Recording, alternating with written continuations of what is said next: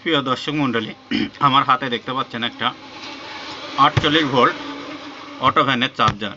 তো এই ভ্যানের অনেকেই অনেকভাবে মন্তব্য করেছেন, ভাই ডিসি পাওয়ার যে মসফেটটা থাকে, আমি যদিও খুলে ফেলছি আপনাদের দেখাতে পারতেছি না, তো এর সঠিক মাপ, তো সঠিক মাপটা আপনাদের আমি আজকে দেখাবো। তো ভিডিওর সাথেই থাকবেন, ভিডিওটা না টেনে সম্পূর্ণই দেখবেন, দেখলে কিছু শিখতে পারবেন। তো আপনারা দেখতে পাচ্ছেন আমি এখানে 4টা মসফেট নিছি। তো এই মসফেটগুলো আমি আপনাদের দেখাচ্ছি। দেখেন এখানে 20 and 60 মসফেট,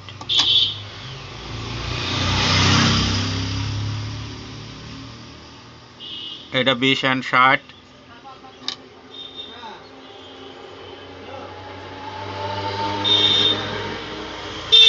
এটাও 20 and 60, এটাও 20 and 60। তো আমি 4টা আইসি আপনাদের মেপে দেখাবো। মিটারের দিক লক্ষ্য করবেন আপনারা, মিটার হয়তো দেখাতে পারতেছি না।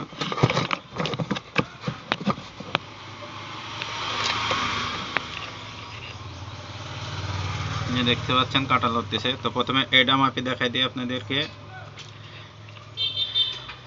মিডলে ধরবেন, মিডলে ধরার পর কাঁটা দেখেন লড়ছে একদম।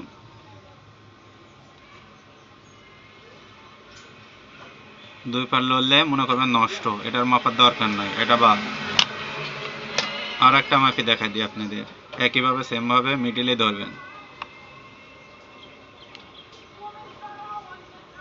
এটা লড়েছে পাশে, এই পাশেও কাটা লড়েছে।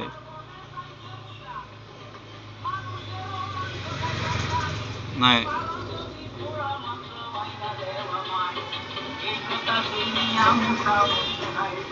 এটাও নষ্ট। এবার আর একটা নেই, সেম ভাবে ধরতে হবে।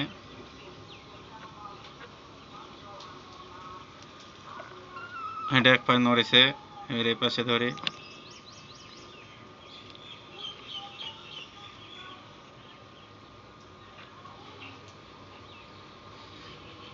দেখেন, এই পাশে নড়ে নাই।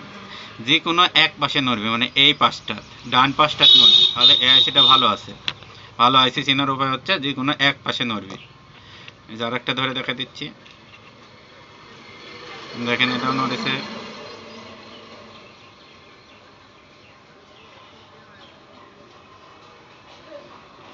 এটাও নড়েছে। তো ভালো আইসি চেনার উপায় হচ্ছে মসফেট হচ্ছে যে কোনো এক পাশ শো করবে, সেটা ডান পাশে।